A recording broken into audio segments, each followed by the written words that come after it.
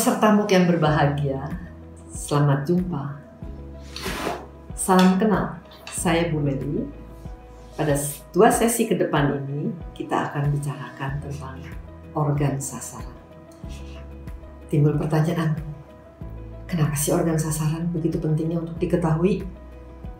Bahwa kalau kita terpajang toksikan dari tempat kerja atau dari manapun, toksikan itu akan masuk ke dalam tubuh dan merusak organ kita. Contoh beberapa toksikan misalnya logam berat akan merusak organ sasaran kita. Contoh lain dari toksikan misalnya ada pelarut, misalnya benzen, toluene, silane, baut baik berupa gas, partikulat atau berupa pestisida.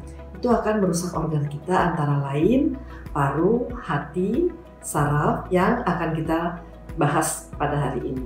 Sumber pajanan toksikan di tempat kerja bisa memajani pekerja masuk ke dalam tubuhnya, bisa secara langsung, jadi kontak langsung, atau melalui media, misalnya air, tanah, udara, makanan, minuman. Jadi jalur pajanan toksikan pada pekerja yang utama adalah melalui inhalasi dari udara. Yang kedua melalui kontak kulit. Jadi dari udara pun bisa diserap oleh kulit, apalagi dia kontak. Sedangkan kalau dia digesti melalui oral itu agak jarang. Nah, toksikan dari berbagai sumber itu akan diabsorpsi, kemudian dia didistribusi dan mungkin mengalami metabolisme yang akhirnya akan diekskresikan. Kalian sudah belajar tentang ADME dari dosen-dosen yang sebelumnya. Untuk mengerti organ target, kita review sedikit tentang struktur organ dalam tubuh, struktur organisasi dalam tubuh. Selanjutnya kita melihat tentang spektrum efek toksik. Banyak spektrum, dari spektrum variasi efek toksik itu bergantung pada sifat toksikannya, jenis organ sasarannya, dan mekanisme kerja toksikan. Selanjutnya sifat reaksi. Sifat reaksi bisa spesifik atau non-spesifik. Lokasi efek bisa lokal atau sistemik. Dari spektrum kesembuhannya bisa berpulih atau nirpulih. Nirpulih bisa menetap, misalnya menjadi kanker, mutasi, sirosis, atau kerusakan saraf, biasanya nirpulih. Waktu reaksinya bisa segera, misalnya pajanan formaldehid, iritasi mata, langsung merah dan langsung batuk dan sesak. Bisa juga tertunda, misalnya kita tahu asbes terjadi asbestosis, silika menjadi silikosis, itu memakan waktu 15-20 tahun. Perubahannya bisa perubahan morfologis, fungsional, atau biokimiawi. Reaksinya bisa reaksi alergi, reaksi antigen-antibodi, atau idiosinkrasi, hipersensitivitas. Bisa juga kalau kita lihat responnya bisa respon tingkat atau kuantal. Kuantal artinya kadang-kadang timbul, kadang-kadang tidak timbul. Nah, efek toksik dari spektrum masa pajan, masa latennya, ya masa laten adalah masa terpajan sampai timbul dampak kesehatan. Bisa segera seperti ini kita lihat dia buka keracunan langsung dia pingsan. Bisa juga tertunda. Ini Pak Joni bisa dari tahun 1965 semakin lama semakin parah dampak kesehatannya sampai tahun 1990 dia sudah kayak. Timbul pertanyaan juga, kenapa sih kok kena ke organ sasarannya terpilih begitu? Nah, memang efek toksiknya itu tergantung dari kepekaan organ, tergantung penyerapannya, ambilan selektif, itu afinitas, ya, dan juga tergantung biotransformasi atau bioaktivasi serta mekanisme pemulihan. Selanjutnya kita melihat yang pertama tentang toksikologi respirasi paru. Nah, kita melihat bahwa paru kita terdiri mulai dari hidung, tenggorokan, sampai ke trachea, bronkus, sampai ke organ parunya.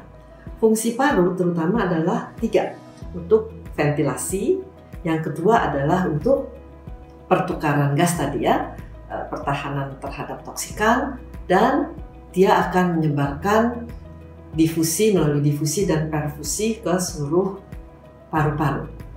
Bentuk fisik toksikan paru berupa gas, vapor, dan aerosol. Ini adalah ukuran partikel mana yang sampai masuk ke dalam alveol. Prinsipnya adalah yang 10 mikron bisa masuk melalui hidung.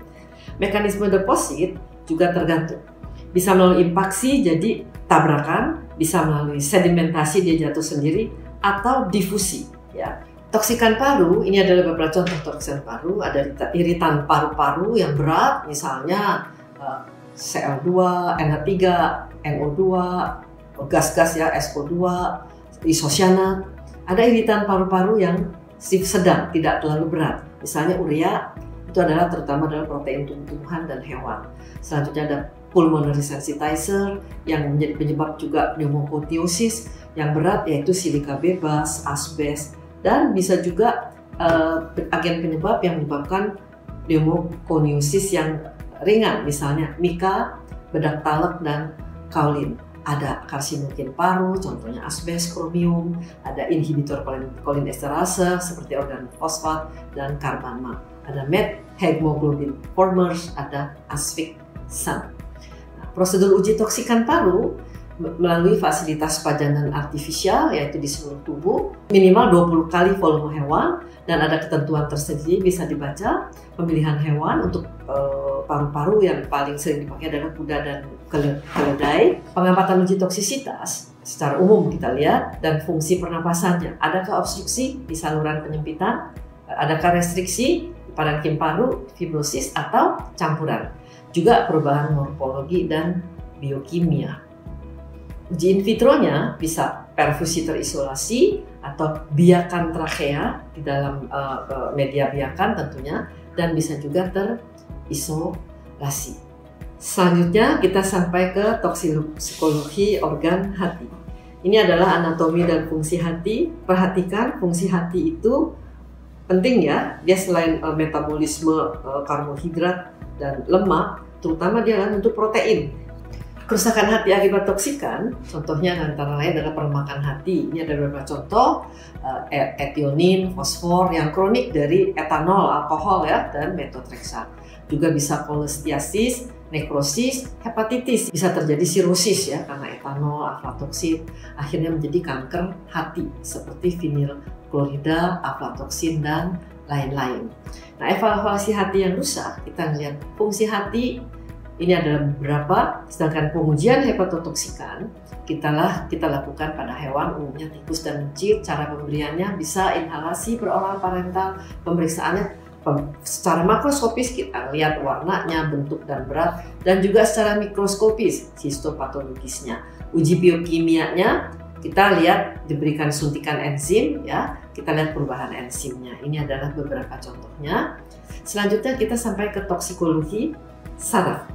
Ini adalah anatomi dan fungsi saraf. Yang penting, fungsi saraf adalah sensoris, dia akan menerima rangsangan saraf, dia rasakan panas, dingin, atau getaran sebagai alarm kita. Yang kedua, fungsinya adalah integrasi, mengintegrasikan semua sensor dan melalui fungsi dukur. Yang ketiga adalah fungsi motorik, jadi pergerakannya seperti apa.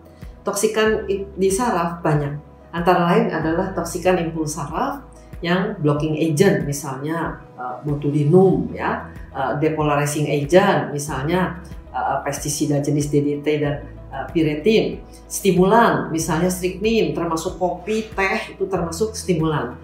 Sebaliknya ada depresan, contohnya depresan volatile organic compounds dan antagonis reseptor. Maksud di sini adalah senyawa anti-cholinergic dan anti-cholinesterase. Ini banyak dipakai di dalam pestisida ya. Selain itu ada golongan neuromuscular blocking agent. Selain itu ada toksikan penyebab anoksia.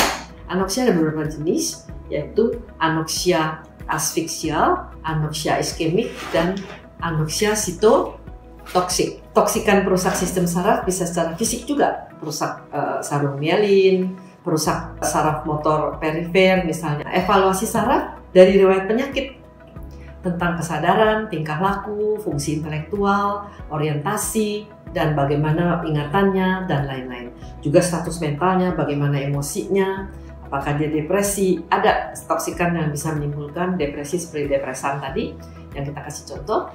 Dan kita evaluasi fungsi saraf kranialnya, yang dari 1 sampai 12, bagaimana dia mengangkat mata, bagaimana dia mencembungkan pipinya, dan pemeriksaan sistem motorik dan refleks, termasuk kekuatan otot, refleks patologis, tonus otot, serta gerakan involuntary.